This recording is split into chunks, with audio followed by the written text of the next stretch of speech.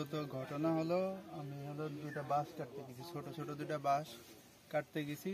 বাঁশ কাটতেছি, আমার কাকা বকাবাজি করতেছে, আমার বড় কাকা। আমি কোনো কথা বলতেছি না, বকাবাজি করতেছে। আমি কোনো কথা বলতেছি না। তারপরে আমার মার গুষ্টি মুষ্টি সব একবারে বইকে উল্টো দিতেছে। পরে আমি বলছি যে কথাবার্তা ভালো করে বললেন, এটা বলছি, আর ঝগড়া শুরু করে দিছে আমার সাথে।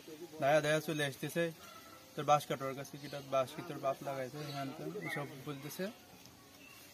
পরে ওনার ছেলে এসে ওনার ছেলের ওনার বাপের ধায়া দিতেছে, বলতেছে মার মার। আমরা কিছু বলতেছি না, আমরা দাঁড়ায় রয়েছি।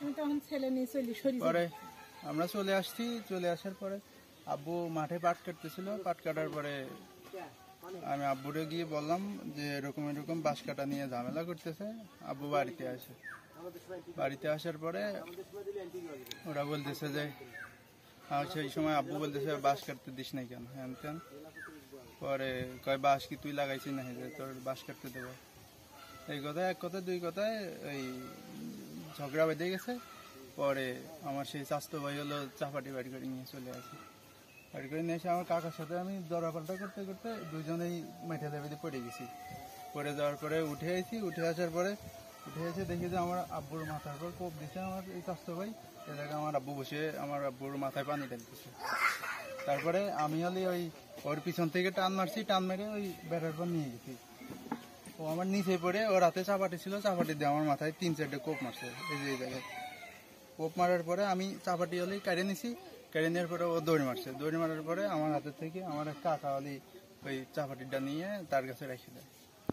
পরে আমার ছেলেরে ঠাইসি ধরার পরে ছেলে আবার এইভাবে উল্টান দিয়েছে, ওর চাচাও পড়ে গেছে, ছেলেও চাচার গার পার পড়ে গেছে। আমি যাইয়া ওই ছেলের ধাক্কা দিয়ে ফেলা দিয়ে ওই চাচার টাইনি উঠুনের পরে এখন দেখতেছি যে উনি ওই বেড়া ভাঙাইয়া দিয়ে ওই চাপাটি নিয়ে দৌড়ে চলে আসতেছে। তখন আমি এই দিয়ে ঠেকাইছি, যখন ঠেকাইছি এই হাতের পর বাড়ি মারছে, তখন আবার কোপ দিয়েছে। তখন এই আমার ধরতে গেছি, এই হাতের পর কোপ লাগিয়ে আমার ছেলের মাথার পর লাগছে। তখন উঠে আসার পরে এর বাবার দুইজন লেগে ধরে রাখছিল, দুই পাশে দুই হাত ধরে রাখছিল, আর আমার শাশুড়ি মাজা ফেরি ধরে রাখছিল। তখন এর পিছনতে কোপ মারছে। যখন কোপ মারছে আমার ছেলেরা আবার কোপ দিবার গেছে, তখন আমার ছেলে চাপাটি পাইরি ধরছে। চাপাটি পাইরি ধরার পরে তখন উনি দৌড় পালা চলে গেছে। আমার ছেলেরও কোপ দেওয়ার পরে আমার ছেলে ধরে ফেলছে চাপাটি। পরে সব বাইরের লোকজন এসে চাপাটিটা আমার ছেলের হাতের থেকে কাটি নিয়েছে। আপনাদের কি আরো কোনো অন্য ঝামেলা আছে তাদের সঙ্গে? না, ঝামেলা মূলত এই বাঁশ কাটা নিয়েই, এই বাড়ির এই জমি নিয়ে 7-8 বছর ধরে গেছেন ওনার সাথে। উনি প্রত্যেক বছরই এইরকম করে। এরা কি হয় আপনার? বড় ভাই খুব আছে। এই বাঁশবাগান নিয়ে ঝামেলা তাই? বাঁশবাগান নিয়ে ঝামেলা তাই। বাঁশবাগান কি আপনার না ওনার? বাঁশবাগান আমার। তাহলে ছেলের বাড়িতে পাওয়া গেছে যে আমার এই ঝাড়ের ছোট একটা বাঁশ কেটে 2টি খুঁটো বানা নিয়ে মাঠে যাইছে। এর মধ্যেও কাটপার যায় সেই বড় ভাই মানে আয়ুবালি, ও তো বহাবহি খাবড়ি নিয়ে বিশ্রী ভাবে বহাবহি করেছে। আমি ছিলাম মাঠে, আমার কাছে খবর নিয়ে গেল ছেলে, যাবো এই ব্যাপার, বাঁশ কাটপার দিচ্ছে না, আরো বিদ্যুৎ কিস্তি বহাবহি করতেছে। আমি ওর কথা শুনে বাড়ি আসলাম। বাড়ি আসলে পরে আমি একটা ভাই চলে যাচ্ছি মাঠে। পরে এলে ডাক দিয়ে কাছে মানে বিশ্রী ভাবে কাছে কেন যাইস, এদিকে আজকে সবটি বাঁশ কাটা দো, বাঁশ দিয়ে আজকে তোরে করবো। পরে এলো, আমি বললাম যে তালি এদিকে আয়, দেখি কার কি দেখো পাই।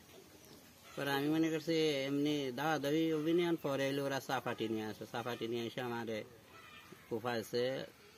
আরো ছেলের মার হাত ভেঙে ফেলেছে, ছেলের কোপাইছে। পরে এলো আমি চলে গেছি হাসপাতালে যাওয়ার পরে এলো মানে পুলিশ বলে এক গাড়ি বাড়ি ফারাইছিল। বাড়ি ফার আসামি না পাওয়ার পরে সেই হাসপাতালে তার একজন নিয়ে চলে গেছে।